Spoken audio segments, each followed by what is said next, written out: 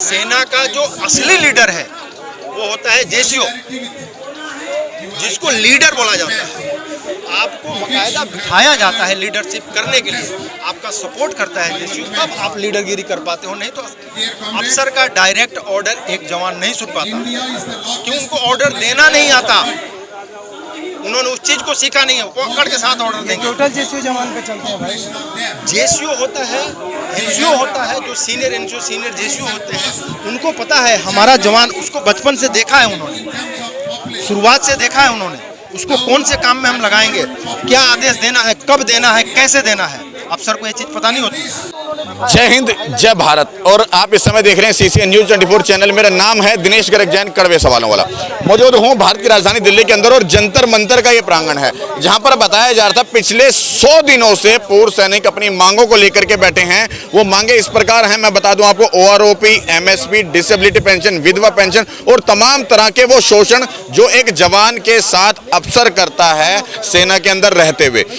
आज 100वां दिन है और एक बहुत बड़ी कॉल दी गई थी, बताया था कि 100 दिन के बाद हम कुछ लोग बड़ा करने वाले हैं। आज 30 मई है, देखें यहाँ पे बाकायदा तख्ती लग गई है, 30 मई 2023 और 100 दिन यहाँ पर पूरे हो चुके हैं। आज 100वां दिन है और आज यहाँ पर अनेकों संख्या में पूर्व सैनिक यहाँ पर पहुंचे हैं, अनेकों राज्यों से यहाँ पर सैनिक पहुंचे हैं। कुछ सैनिक भाई यहाँ पर हैं, मैं उनसे भी एक बार बात करूंगा। देखिए, इनका नाम है पांडे जी और ये प्रयागराज से यहाँ पर आए हैं और तमाम तरह के, देखें अगर नजर डालेंगे कैमरे के माध्यम से, सबके सब यहाँ पे पूर्व सैनिक और सबके सबके अंदर इस समय एक जोश के साथ एक रोष भी है, दुख है। वो दुख है कहीं ना कहीं अफसर शाही के खिलाफ, वो दुख है सरकार द्वारा किए गए गलत फैसले के खिलाफ। और अगर सरकार ने सही फैसला किया तो सरकार जांच क्यों नहीं करी, जब ये लोग लगातार मांग करें कि हम लोगों को जो विसंगति है उसकी जांच तो की जाए। और सरकार के पास इतना भी समय नहीं है कि वो 100 दिनों में इनके लिए जांच कर बैठती। सच मायने में एक जवान अगर शहीद होता है तो वहां पर मुखिया भी, प्रधान भी, पार्षद भी, विधायक भी, सांसद भी, प्रधानमंत्री, मुख्यमंत्री, तमाम तरह के नेता पहुंच जाते हैं। लेकिन अब इन लोगों के साथ विसंगति हुई है तो शायद अभी तक कोई भी यहां पर नहीं पहुंचा है। सच मायने में कोई नहीं पहुंचा। और यहीं अगर किसी सैनिक भाई के साथ कुछ हादसा हो जाए तो इन लोगों को डिटेन करके बाहर भगा दिया जाएगा, लेकिन इन लोगों की समस्या नहीं सुनी जाएगी, इन लोगों को भगा दिया जाएगा यहाँ पर। पांडे जी, सबसे पहले आपको जय हिंद, जय भारत। जय हिंद सर, आप सभी लोगों का बहुत बहुत धन्यवाद। मैं देखता हूँ 20 फरवरी से लेकर आप लोग इस धरने को कवर कर रहे हैं और बहुत अच्छे तरीके से जो हमारी लड़ाई है, जो पूर्व सैनिकों की लड़ाई है, सच मायने में ना ये पूर्व सैनिकों की लड़ाई है, पूरे हिंदुस्तान वासियों की लड़ाई है। बिल्कुल, आज को जो सैनिक है वो काल पुरुष सैनिक होंगे। आप लोग, मैं तो बोलता हूँ पूरे मीडिया बंधुओं को धन्यवाद देता हूँ, उनको जो हमको कवर कर रहे हैं, जितने यूट्यूबर भाई हैं, जितने छोटे छोटे चैनल वाले भाई हैं। खास तौर से मैं आपको और आपके चैनल को देखता रहता हूँ कि 20 तारीख से लेके अभी तक हम लोग तो बीच बीच में आते हैं, आप कंटिन्यू इस धरने का सपोर्ट किया है आपने और हमारी बातों को आगे रखा है। आपने ये कभी हमारे साथी से पूछा था जनरल सतबीर साहब की बात, अभी 4-5 दिन पहले की बात है। सतबीर साहब का हम जनरल होने के नाते सम्मान जरूर करें। मैं क्या, हम कोई भी सैनिक, कोई भी माननीय, कोई भी संवैधानिक पद पर बैठा हुआ व्यक्ति, हम उसका सम्मान बनता है, सम्मान करते हैं, अनादर नहीं करेंगे। लेकिन अगर आप हमारे साथ छल करोगे, धोखा करोगे, तो हम आपका कब तक सम्मान करेंगे? सम्मान देने का मतलब ये होता है कि आप भी हमको रिटर्न में सम्मान वापस करो। हम जय हिंद किसी को बोलते हैं, गांव में हम राम राम दुआ सलाम किसी को करते हैं, तो वो व्यक्ति वापस हमें उस चीज़ को रिटर्न देता है, तभी हम वो चीज़ वापस फिर किसी को आगे देंगे। अगर हमने आपको दिया, आप हमने को नहीं दिया, तो हमारे पास जो था वो खत्म हो गया, फिर हम आपको कैसे देंगे वापस? सतबीर साहब का एक बात मुझे बहुत बुरी लगी और उसकी मैं बिल्कुल निंदा करता हूँ कि उन्होंने जो मजाकिया अंदाज में बोला था कि इनकी तनख्वाह 10,000 है तो उतनी ही तो बढ़ेगी, ये गलत है। उनको ऐसे बयानों से बचना चाहिए। उनको 10,000 किसने करवाया?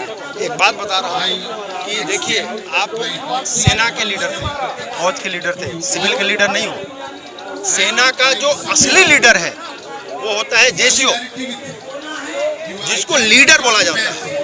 आपको बाकायदा बिठाया जाता है लीडरशिप करने के लिए, आपका सपोर्ट करता है जेसीओ, तब आप लीडरगिरी कर पाते हो। नहीं तो अफसर का डायरेक्ट ऑर्डर एक जवान नहीं सुन पाता, क्यों? उनको ऑर्डर देना नहीं आता, उन्होंने उस चीज को सीखा नहीं है, पकड़ के साथ ऑर्डर देंगे। टोटल जेसीओ जवान पे चलते हैं भाई। जेसीओ होता है, एनसीओ होता है, जो सीनियर एनसीओ सीनियर जेसीओ होते हैं, उनको पता है हमारा जवान, उसको बचपन से देखा है उन्होंने, शुरुआत से देखा है उन्होंने, उसको कौन से काम में हम लगाएंगे, क्या आदेश देना है, कब देना है, कैसे देना है, अफसर को ये चीज़ पता नहीं होती।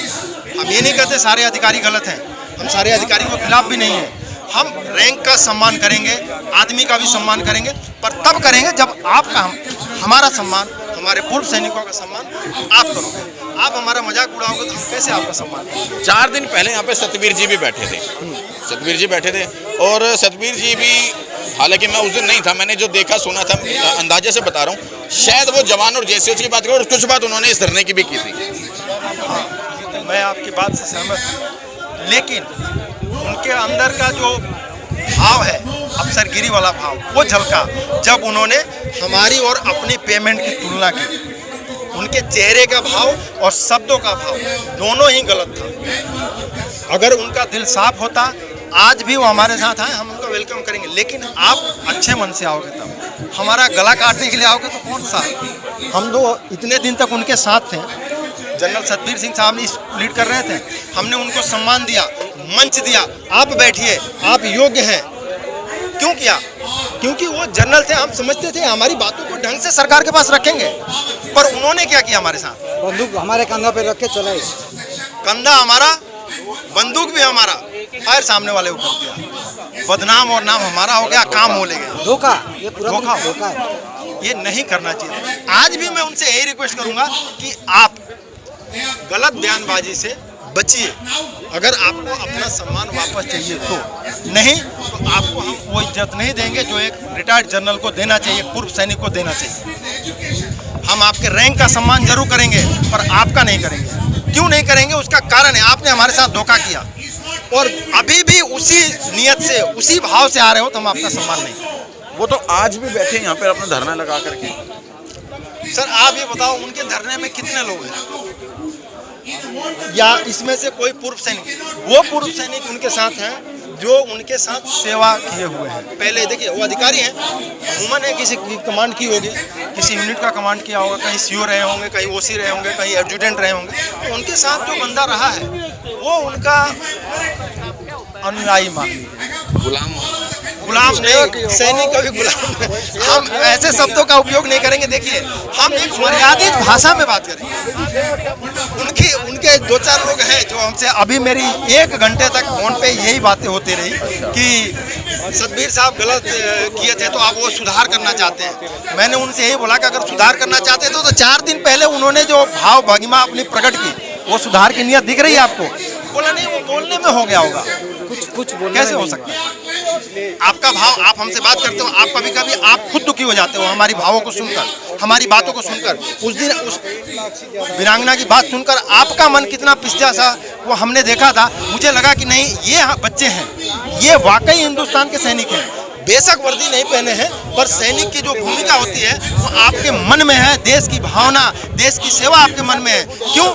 आप उसकी बातों को जो सुनकर, आपके जो दिल का या चेहरे का भाव मैंने देखा था, वो मुझे लगा था आप एक सच्चे सैनिक की तरह काम कर रहे हैं। जनरल सतबीर साहब मतलबी आदमी की तरह काम कर रहे हैं, स्वार्थ की तरह काम कर रहे हैं। हम आज भी, मैं बोल रहा हूँ आपके चैनल के माध्यम से बोल रहा हूँ, उनका स्वागत करने के लिए तैयार हैं, पर उनको अपने आप को बदलना होगा।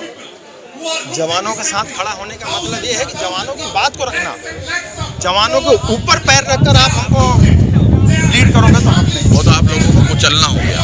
यस, ये शब्द मैं नहीं बोल पा रहा हूँ, पर वो चीज़ हम नहीं एक्सेप्ट। मुझे बोलने में कोई अतिशयोक्ति नहीं, आप सच्चाई पत्रकार है। हैं। आप लोगों के साथ, और आप लोगों का मतलब है हमारे भारत देश के किसी भी जवान के साथ अभी जो अगर धोखा होता है जो तो सर्विस में वाकई ये उनके लिए धोखा नहीं, वो कहीं ना कहीं एक गद्दारी है, वो एक छल है और वो एक अपराध है। इससे बचना चाहिए। जितने भी सम्मानित हैं, जितने भी नेता हैं या मंत्री हैं, अभी कुछ दिन पहले वीके सिंह साहब का एक बयान आया था, करीब 1 महीना पहले, आप लोगों ने भी सुना होगा कि 96% जवानों को दिया गया, सॉरी 94% जवानों को दिया और 6% अफसरों को मिला।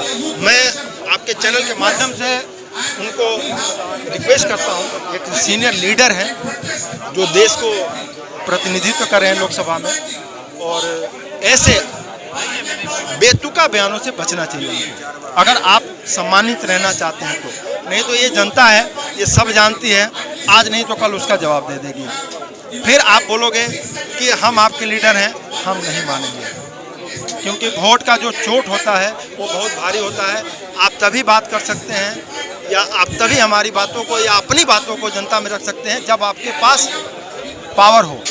आज आपके पास पावर है, परमानेंट पावर नहीं है, ये हर 5 साल बाद चेंज होता रहता है और वो जनता के हाथ में है। वो जनता के हाथ में है। और हम रिटायर्ड फौजी भी जनता ही हैं, हमारा भी एक वोट है। 28 लाख जो पूर्व सैनिक हैं, इनका 28 × 5 करोगे तो हम एक व्यक्ति, एक सैनिक समाज में कम से कम 50 व्यक्ति को प्रभावित करता है। हम आज भी समाज में सेवा देते हैं, बच्चों को गुमराह होने से बचाते हैं, भय मुक्त समाज देते हैं। क्यों देते हैं? क्योंकि हमारे अंदर राष्ट्र सेवा की भावना है। यार देखो, इसलिए लगा दूंगा यार। और हम सतबीर साहब से या अपने जनरल साहब वीके सिंह साहब से भी यही कहेंगे कि बेतुका बयानों से बचिए। और आप वही व्यक्ति हैं जिन्होंने कुछ दिन की सर्विस बढ़ाने के लिए कोर्ट का दरवाज़ा खटखटा दिया था। आप अपने हक के लिए लड़ रहे हैं, हम अपने हक के लिए लड़ रहे हैं। आप देना है तो हमारा साथ दीजिए, अन्यथा बेतुका बयान मत दीजिए। जय हिंद, जय भारत। देखिए, मैं आपको एक चीज़ और बताऊंगा। कोई बात नहीं। हम आज कितना बड़ा दिल होता होगा उस माँ बाप का जो अपने बच्चे को सेना के अंदर भेज रहा है, क्योंकि गोली के ऊपर नहीं लिखा कि वो कब चलेगी, कहाँ चलेगी, कैसे चलेगी और किसको लगेगी। बिल्कुल। कितना बड़ा दिल होता होगा माँ बाप का जो अपने बच्चे को वहाँ भेज दे, और उस बच्चे का कितना बड़ा दिल होगा जिसने अपने आप को उस देश के लिए न्यौछावर किया। हमने सरकार चुनी किस लिए? कि हम लोगों की हक की बात करेगी, हम लोगों के लिए सीनियर बनाएगा, इसलिए कि वो हमें शिक्षा देंगे, ज्ञान देंगे, हमें बताएंगे हम कहाँ गलत हैं। लेकिन अगर वही सीनियर अपने जूनियर के साथ छल करे, उसको धोखा दे, तो वाकई कहीं ना कहीं ये वाकई विशेष तरह का अपराध है। और निवेदन करूँगा हाथ जोड़ के उन सरकारों से जो इनके वोटों से अपना घर चलाती हैं, एक बार जरूर ध्यान दें हमारी सरकार कि हमारे सैनिकों के साथ किस तरह का छल किया जा रहा है। और अगर इनका छल दूर नहीं किया गया, इनकी विसंगति दूर नहीं की गई, इनकी समस्या नहीं सुनी गई, तो शायद सेना के अंदर जाने से हर कोई बच्चा कतराएगा। और शायद इनमें से भी माँ बाप बहुत से ऐसे होंगे जो अपने बच्चे को मना करेंगे कि बेटा सेना में मत जा। और जिस दिन सेना में जाने से कोई भी पीछे हटेंगे, जब हमारे देश का युवा पीछे हटेगा, तो हमारा भारत देश कहाँ जाएगा आप खुद अंदाज़ा लगा सकते हैं। तो बजाय इन सब चीज़ों के ऊपर आने के, हम लोग निवेदन करते हैं आपसे कि इन लोगों की मांग को सुना जाए और जहाँ तक पॉसिबल है, जहाँ तक सही है, इन लोगों की मांग को दूर किया जाए और विसंगतियों को दूर किया जाए। और निवेदन करूँगा इनके बड़े अधिकारियों से भी कि वो लोग इनका उपयोग करें, सदुपयोग करें, दुरुपयोग ना करें। भारत माता की, भारत माता की।